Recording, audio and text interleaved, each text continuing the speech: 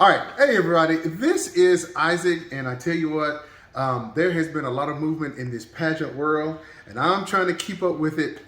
Took a little bit of time off to have some celebrations with my family, so now I'm back, and so certainly want to kind of let you guys know my thoughts on some of this movement that's going on. So the first one that we're going to talk about Pauline. Pauline, she was just crowned the first Miss Philippines.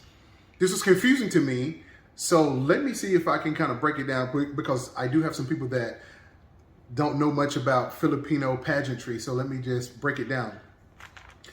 The Miss Universe Philippines pageant is basically composed of 3 crowns, and Empire Philippines basically owns those 3 crowns.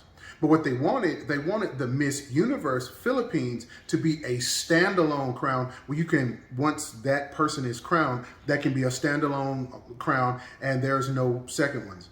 What was happening was, at the Miss Universe Philippines pageant, the first runner-up was Miss Supranational.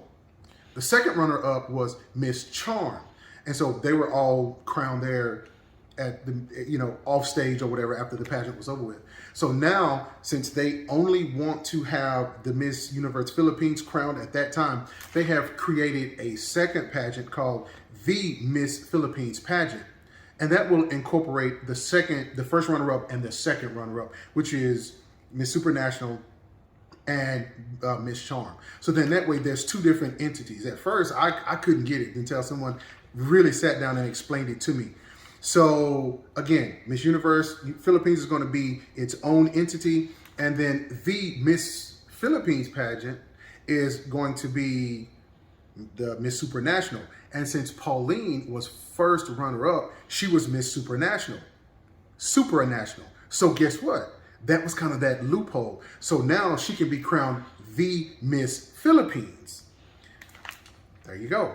I have to my hats off to Empire Philippines for coming up with that particular little loophole so that she can be crowned, so that she can have a proper crowning, because she never did get a proper crowning. Okay, so just gotta say, hats off to them. And so let me keep going. There are, as you know, there are a lot of pageants in the Philippines. I am still learning about this, so it was kind of confusing, but we have it now. So I have my notes here, so we're gonna cut it off real quick. Let me go get my notes real quick for the qualifications for the new Miss Philippines pageant. So, have to forgive me, I have notes all over the place here because I'm still learning about this, and I tell you what, it's kind of cool learning about all this. So, here are the qualifications for the Miss Philippines pageant, and I'm reading it straight from a post. It said, calling on Philippines around the world, the Miss Philippines could be your destiny. And I like that they always use that word, destiny. Okay, across all cities, towns, provinces, and states from North America. So in parentheses, they have USA and Canada, the Middle East, Europe, South America, Asia, and Australia. We are reaching out to all Filipino communities around the world. And here are the 4 qualifications. Female, and I'm just going to automatically assume that means biological female. Single, of Filipino heritage, 18 to 32 years old. Okay, so tell you what, there's a lot of Filipinas out there, so this pageant could be for you. So hopefully we'll see some of you there. The Miss Universe Philippines franchise, they found that loophole, and a lot of people are saying that Pauline should go and try out for Miss World. So does she have the qualifications? Those qualifications are she's queenly, regal, and very classy. She has all of those qualifications. It's kind of debatable, because what else does she have to prove? She's already, been to the Miss Universe Philippines pageant, and she's represented the Philippines well in that pageant. Is it advantageous for her to do one more pageant? Yeah, I don't think it would hurt anything, but really after that pageant, what else does she have to prove? She has really proven that what a competitor she is. She's used her story. She's shown you her advocacy. All of those, she will do well at Miss World. So, so my thing is, why not be a mentor instead? Why not mentor some young ladies that are coming up? She's already been through that process, and she has her advocacy there, so she's going to be involved in that. She's still going to be involved in the different pageants that she has been in. So I look forward to seeing her in the future. But more importantly, since she's gone through that process, she can really help mentor some younger Filipinas that are coming up behind her. She's already sort of paved the way. So bravo, bravo, bravo to her.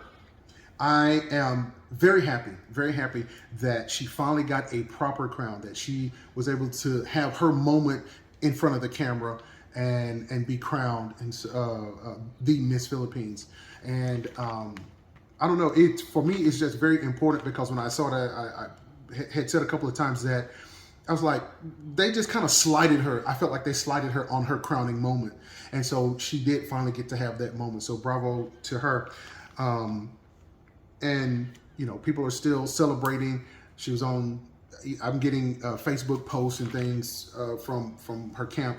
And it's just wonderful. It is wonderful to see. It is wonderful that everyone is just rallying behind her, like, hey, you go, girl, you've done your thing, we are so very, very, very proud of you. And so if she decides to go to Miss World, you already know, you know, I think she definitely has a chance to win.